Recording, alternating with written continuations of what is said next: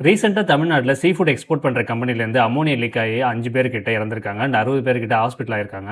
இந்த இண்டஸ்ட்ரியில எதுக்காக அம்மோனியா யூஸ் பண்றாங்க? அம்மோனியாங்கிறது ஒரு கூலிங்காக யூஸ் பண்ற ஒரு ரெஃப்ரிஜரண்ட். நம்ம வீட்டில் எப்படி ஃப்ரிட்ஜ்ல எல்லாம் R134A அண்ட் R600A அப்படிங்கிற ரெஃப்ரிஜரண்ட் யூஸ் பண்றோமோ அதே போல பெரிய பெரிய இண்டஸ்ட்ரியில எல்லாம் எக்கனாமிக்கல் ரீசனுக்காகவும் அண்ட் எஃபிஷியன்டாக இருக்கிறதுக்காக அம்மோனியாவை யூஸ் பண்ணுவாங்க. அம்மோனியா வாட்டர் கூட ரொம்ப ஈஸியாக ரியாக்ட் ஆகும். நம்மளோட கண்ணு, மூக்கு, மூச்சுக்குழல், லங்ஸ் அண்ட் ஸ்கின்ல எல்லாம் நம்ம வாட்டர் இருக்கிறதுனால அம்மோனியா ரியாக்ட் ஆகி அம்மோனியம் ஹைட்ராக்சைடு அப்படிங்கிற கெமிக்கல் ஃபார்ம் ஆகும். இந்த கெமிக்கல் டிஷ்யூ எல்லாம் ஈஸியாக பர்ன் பண்ணிடும். இது நம்ம மூச்சுக்குழல், நம்ம லங்ஸ் எல்லாம் பர்ன் பண்ணிடுச்சுன்னா லங்ஸ் ஆக்சிஜனை பிரிச்சு எடுக்க முடியாம நம்ம உடம்புக்கு போற ஆக்சிஜனை மொத்தமா கம்மி பண்ணி நம்ம சீக்கிரமா சாவறதுக்கு நிறைய சான்சஸ் இருக்கு. சப்போஸ் அம்மோனியா லீக் ஆனா நம்ம எப்படி தெரிஞ்சுக்கிறது? அம்மோனியா லீக் ஆனாலே நம்ம கண்ணு, மூக்கு, தொண்டை எல்லாம் பயங்கர எரிச்சல் இருக்கும். அதே போல இருமல் கண்டினியூஸா வர ஆரம்பிக்கும். கூடவே சேர்ந்து பேட் ஸ்மெல்லும் வரும். சோ இந்த மாதிரி சிம்டம்ஸ் இருந்தாலே நம்ம இந்த இடத்தை விட்டு தூரமா விலகி ஒரு காற்றோட்டமான இடத்துக்கு போயிடுங்க. அம்மோனியா இங்க மட்டும் இல்ல, இன்னும் நிறைய இண்டஸ்ட்ரியில யூஸ் பண்றாங்க. மெயினா ஃபெர்டிலைசர், உரம் தயாரிக்கிற இடம், food processing units, dairy industry and ice factory.